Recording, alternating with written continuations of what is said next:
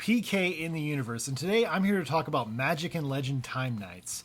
This is a Game Boy / Game Boy Color game, and it's from a developer called Legendary Monkey Magic. And it's basically, it's a Game Boy game, and let me tell you guys a little bit about it. So here we go. Magic and Legend Time Nights is actually the first game in a trilogy, actually.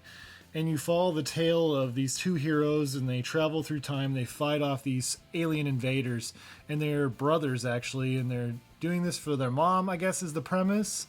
Both characters have their own unique abilities. They both each, of course, have a different weapon, but they also have primary different skills. For example, one character can jump on top of enemies while the other can't, and the other character has long-range weapon attacks. The nice thing, too, is you can play as either one or the other, or you can switch back and forth anytime you want, which is a great feature for this game. The game contains 5 different levels, including a boss fight. There's a present-day level, there's the medieval times, there's Sengoku period, ancient Rome, and of course the final level is a crown jewel heist in London in the 1960s. It's a really interesting premise, because they're trying to fight these alien invaders, but the alien invaders have time travel abilities, and so do they. So it really is an interesting dynamic for sure, and shows the characters in really unique places.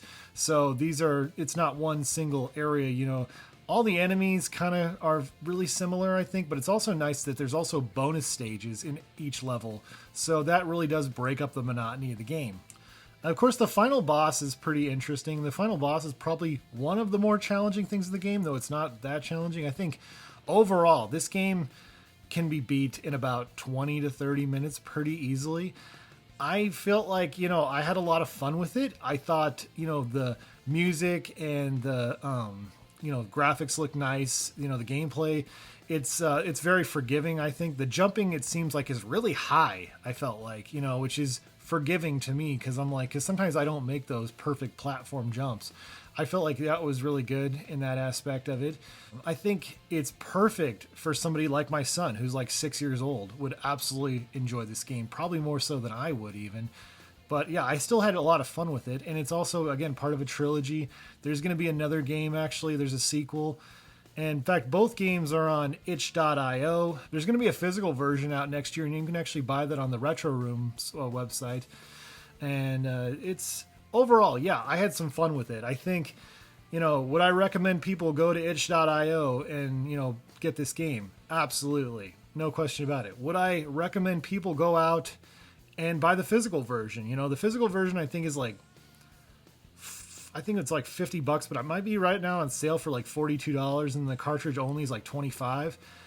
If you're somebody who collects homebrew games, if you're somebody who really likes Game Boy and Game Boy Color games and likes buying Game Boy and Game Boy Color games, especially brand new ones, I think this might be worth your money. But if you're somebody who just occasionally plays an occasional Game Boy game, I don't know if it would be for you, but overall, I had a lot of fun with it. The developer had reached out to me, actually, and I was like, heck yeah, I want to review this game. In fact, I think I'm going to play that sequel to this game as well.